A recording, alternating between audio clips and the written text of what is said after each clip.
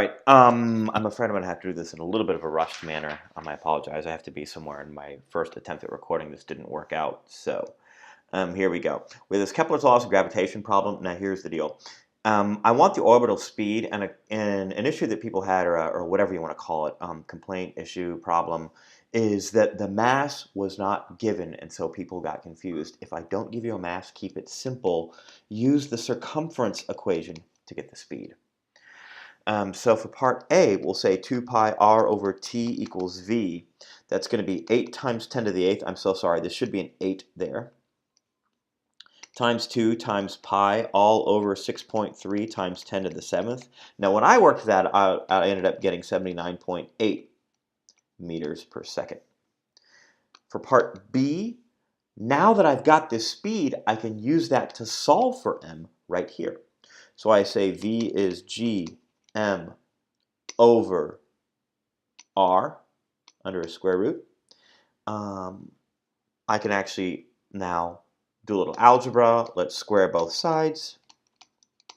Let's multiply both sides by r. So r v squared over g is m. And when I plug in my numbers, that's going to give me 79.8 squared times the r, which is 8 times 10 to the 8th, cubed. Sorry, 8 times 10 to the 8th, I'm so sorry, divided by 6.7 times 10 to the negative 11th, and when we work that out, that ends up being about 7.59 times 10 to the 22nd kilograms. Quick aside, that's way too light to be a star, but it's kind of what I had to kind of do here. And then for part C, I'm going to use Kepler's law for this part because I moved the time and the radius. So r cubed over t squared equals r cubed over t squared. So 1, 2, 1, and 2. Now, I am not going to work in seconds or meters. I'm just going to use my kilometers. So I have 800,000 kilometers cubed divided by 2 squared, 2 years squared. So I'll get my answer in years, equals 1,200,000 cubed over its unknown time squared. I won't do all the algebra, but when I did the math, I ended up getting 13.5 years. And then it says, explain how a retrograde, number 6, retrograde motion. We want to explain it. Here's the deal. Start by drawing a picture of the sun. And we're going to have one planet here, and then a second here, like this. And so here's what happens is we have one planet kind of creeping up behind a second, but then the second planet moves fast. So what happens is we kind of see it happening like this, like it overtakes me, and then I pass it. So it kind of looks like this. So we say one planet seems to lap another until it is overtaken again. And that's the idea. Okay, and then for number 7, I saw people do a lot of, well, the radius of Earth is 6,400 kilometers and the mass is 6.8. Don't do that with the numbers. No numbers. Okay? Do not use numbers. Instead, G original is going to be, I'm going to work on this math.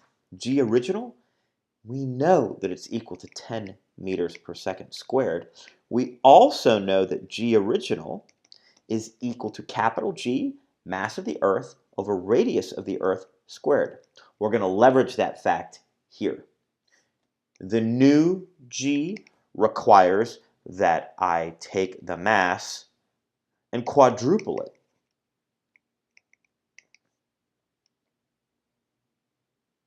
And that's RE squared down here. And the radius is increased to 1.5 times, and we put that in parentheses and square it. That's going to give me 4 over 1.5 squared times, all my letters are g, mass of the Earth, over radius of the Earth squared. But the thing is, we know that that's just g original. And we know that g original is 10. So when I plug all that in, I'm going to end up getting 17.8 meters per second squared. All right, last page. The original electric field, KQ over R squared. The new electric field, I'm going to triple my distance. That's going to be KQ over 3R quantity squared. When we multiply that out, the new field is KQ over 9R squared. In other words, if this is the old and this is the new, the ratio is 1/9 its original value. Last problem. A positive charge and a negative charge plate. How do we know? The top plate is positive because the field lines go out. The bottom is negative because the field lines go in. So a negative charge in the middle is attracted to the positive plate and moves up. So that wraps up the practice exam. I'm going to get these videos online, and I'll be able to check in a little bit later tonight.